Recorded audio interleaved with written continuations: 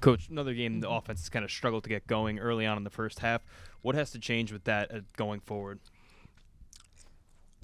A number of things has to change. Number one, we've got to take care of the ball better. I think we have to have better execution in all phases, whether that's screening, cutting, and then making shots. Just on all fronts, we just have to execute better on the offensive end of the floor.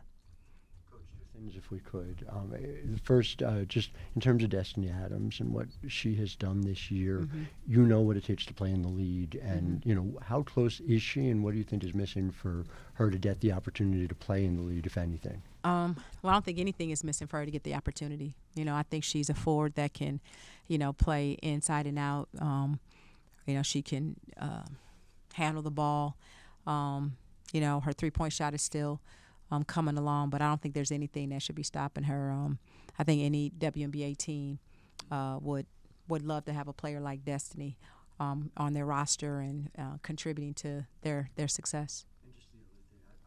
I hate to ask, but with Naomi McMillan, just what happened? What can you tell us about what is, where we are, and is this a one-off, or is there more involved?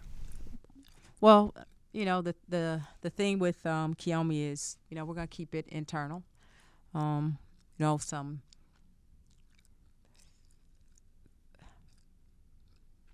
read somebody sent me a post that the Kansas State men's basketball coach at one of his recent press conferences, and he talked about his faith and how he sees coaching as a ministry, and what he does in terms of leading and connecting with the young men on his team springs from his perception and his understanding that what he does is a ministry. And for me, coaching is not just about what happens on the court on game day.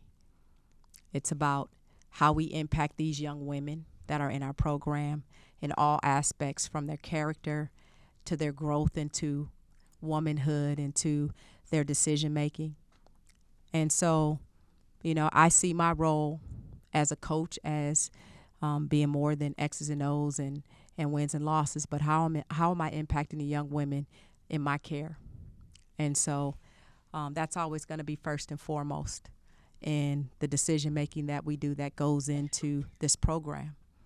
It's about defining character, growing young people, and so as we deal with different circumstances and situations, for me the first thing is, how are we impacting these young people? How am I using my position and my role as head coach to grow teenagers into young women? And so what we're doing here, we're going to keep the specifics and everything internal, but I'll never turn down an opportunity and turn down this position, use this position to do anything other than have an impact on young women's lives. Coach, USC came out. I'm sorry, could you just have the mic, please? Oh, Marvin Chambers, 4.0 Sports Media. Coach, USC came out there. They sped you guys up faster. Did you think, because they came out with so speed, disrupt your offense and getting in the flow of the offensive scheme of things? Well, I definitely think their length and their athleticism had an impact on the game for us.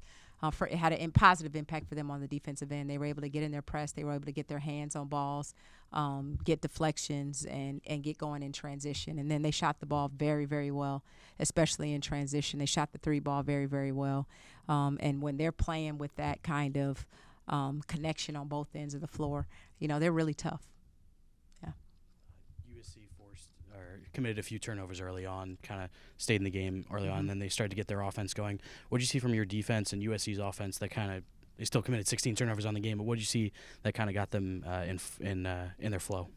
Well, to your point, I thought early on we got some good stops, and but we didn't capitalize on the offensive end, and that gave them life. And their team when you're as successful as they've been this year and last year coming into this year, is that they can get confidence pretty quickly.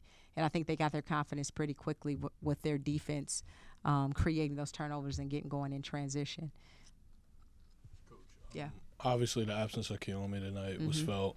Heading into halftime, you guys recorded only 1 assist. When the ball isn't moving as much as you like, and you're not as equipped with players that can possibly create for themselves. How do you combat that, and how do you get the offense going?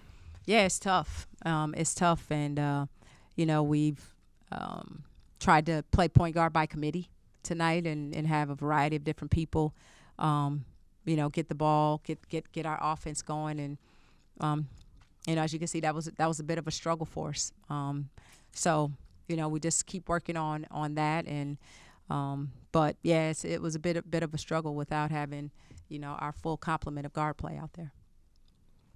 Can you say a little bit about JoJo Lacy's performance tonight? It seemed like she seemed pretty aggressive and stepped up in there. Yeah, JoJo was very aggressive, and really proud of her fight and her tenacity. I think she's a player on this team all year that's kind of operated under the radar, but she's game in and game out. She's found a way to whether it's getting rebounds or getting deflections or knocking down big shots.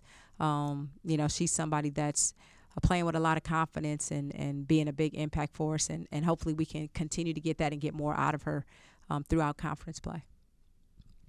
Coach, so you mentioned earlier just now about the importance of ministry and being bigger than the game. What was the message to your team after a tough loss like this?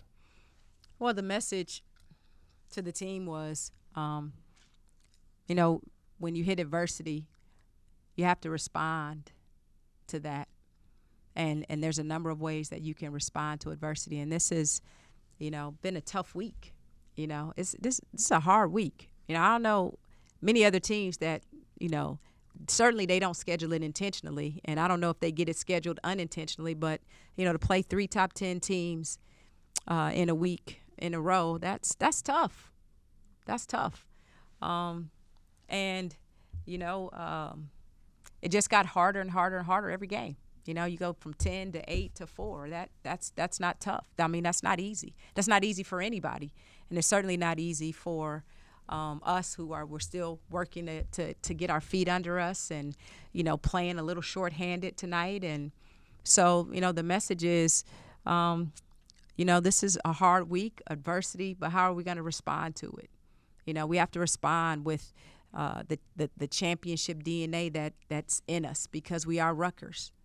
And you walk into that arena, you look at those banners, and you look at all the people who have come before you and have made this place one of the most storied women's basketball programs in the history of the game. So you don't walk away from this challenge. You get back in there and you fight, and you dig down deep, and you find that thing in you that gets you to compete for the next game. So that's the message. It's a hard week. It's tough, but we'll get back at it, and we'll be better the next night. We have time for one more. Go ahead, Doug. Hey, Coach. I know you're not going to talk about specifics, but can you at least walk us through the timetable of things? Did you get a chance to practice without Kimoni at all the last day or two? Was it today you decided not to have her around? Again, I'm not going to really go into the specifics of it, but things happen in programs, right? You have to sometimes make decisions, and you have to, as a team, as a program, live with the consequences of things that happen. And we go out there today and we play and we give our best effort, and we'll come back tomorrow and regroup and get ready for Minnesota.